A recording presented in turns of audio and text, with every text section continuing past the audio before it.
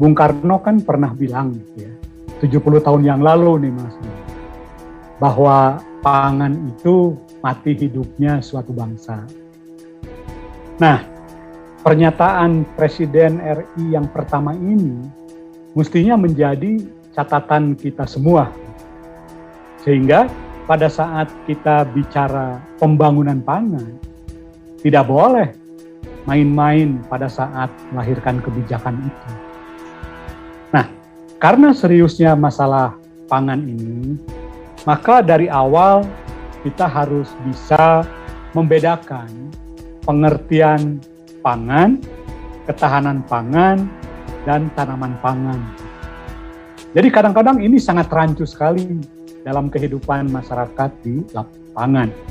Nah, oleh karena itu, kalau kita bicara pangan, setidaknya ada 4 madhab yang terkait dengan pangan itu sendiri. Yang pertama, pemahaman terhadap swasembada.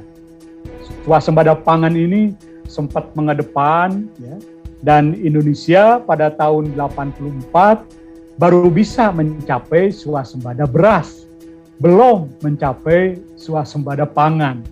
Karena pangan itu bukan hanya beras, pangan itu banyak jenisnya sebagaimana ditetapkan dalam Undang-Undang Nomor 18 tahun 2012 tentang pangan. Madhab yang kedua itu soal ketahanan pangan. Mereka juga punya tafsir terhadap ketahanan pangan itu. Yang ketiga, kemandirian pangan, dan yang keempat, kedaulatan pangan. Nah, masing-masing madhab ini punya karakter, dan kita beranggapan bahwa era sekarang ini sudah harus lepas dari swasembada pangan. Swasembada itu istilah masa lalu begitu.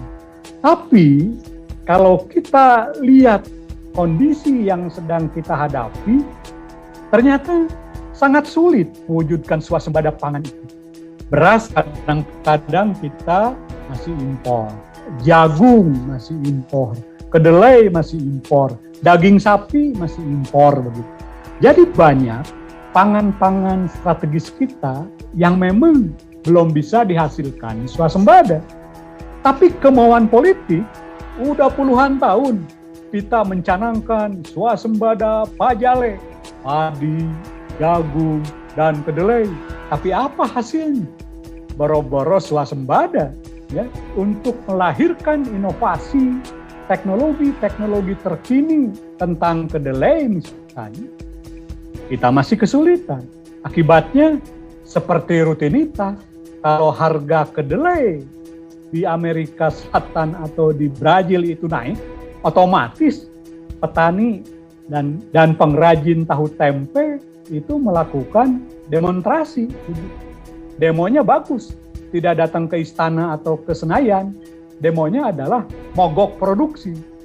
Nah, kalau perajin tahu tempe mogok produksi, siapa yang dirugikan? Tentu masyarakat menengah ke bawah, karena bagi mereka tahu dan tempe adalah protein yang bisa terjangkau oleh daya beli mereka. Mereka sulit untuk dapat makan steak di restoran dari daging sapi impor, nggak bisa mereka. Jadi syukur-syukur setiap ada hari kurban misalnya, mereka kebagian jatah daging sapi atau daging kambing. Nah, itu sama sekali. Nah, dengan mendalami hal semacam itu, bicara khususnya soal ketahanan pangan, istilah ini tidak pernah berdiri sendirian, begitu Mas Rizko. Jadi dalam Undang-Undang Pangan itu, kalimat ketahanan pangan, kemandirian pangan, dan kedaulatan pangan itu bisa kita sebut sebagai satu paket. Karena persoalan itu adalah persoalan kolaborasi dan persoalan sinergita. Nah, dalam konteks kekinian, pengertian ketahanan pangan secara regulasi itu ditambah dengan kata gizi. Jadi tidak lagi peraturan pemerintah itu bicara ketahanan pangan saja, tapi bicara ketahanan pangan dan gizi. Jadi pengertian pangan, pengertian gizi itu digabungkan dalam peraturan pemerintah nomor 17 tahun 2015 yang sengaja menajamkan pengertian ketahanan pangan tidak lepas dari pentingnya gizi. Nah, ini memang belum memasyarakat. Walaupun peraturan presidennya sudah dilahirkan, tapi barangkali tidak dibaca secara serius oleh masyarakat kita. Jadi seolah-olah kita bicara ketahanan pangan itu mengacu kepada peraturan pemerintah nomor 68 tahun 2002. Jadi masih seperti itu pemahaman kita. Padahal sekarang sudah bergizi. Nah, oleh karenanya kalau kita mau melihat posisi semacam itu, maka ketahanan pangan yang ditafsirkan dalam undang-undang ini hanya ada 3. Yang pertama menyangkut ketersediaan pangan, dan ini nanti dampaknya kepada food estate tadi yang Mas Suryo sampaikan, karena ketersediaan pangan ini akan menentukan sampai sejauh mana kemampuan negara kita dalam mewujudkan cadangan pangan atau cadangan beras yang bisa bertahan cukup lama. Nah, menurut data tahun 2020, dengan kemampuan cadangan pangan kita sekitar 1,7 juta ton, khususnya beras, ternyata hanya bisa tahan 21 hari saja.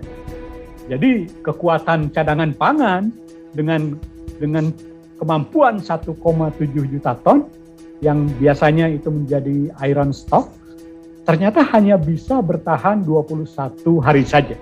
Jadi kalau ada perang dan lain sebagainya, kita tidak bisa bertahan terlalu lama. Berbeda dengan Amerika Serikat.